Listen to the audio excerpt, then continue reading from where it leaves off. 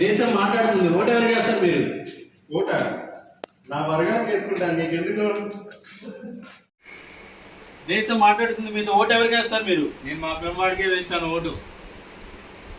మాట్లాడుతుంది మీతో, ఓటు ఎవరికి వేస్తారు మీరు?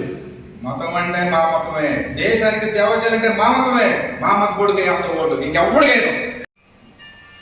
దేశం మాట్లాడుతుంది మీతో, ఓటు ఎవరికి వేస్తారు మీరు? డబ్బండి, ఎవరికి డబ్బు ఎక్కువ ఇస్తే వాళ్ళకే ఇస్తా.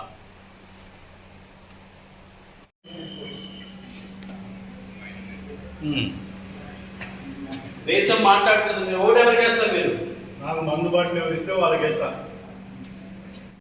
ఓటు ఎవరికి వేస్తారండి మీరు? దేశం మాట్లాడుతుంది. ఓట పెంచి ఎవరికి ఇస్తే అలా చేశానండి.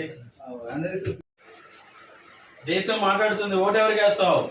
ఈ రోజు ఆడనే పండుకొని వేస్తారు. ఓట అది 5 years కి వచ్చి ఒకే ఒక హాలిడే, మా ఫ్యామిలీ మొత్తం కలిసి మేము ట్రిప్కి వెళ్తున్నాం.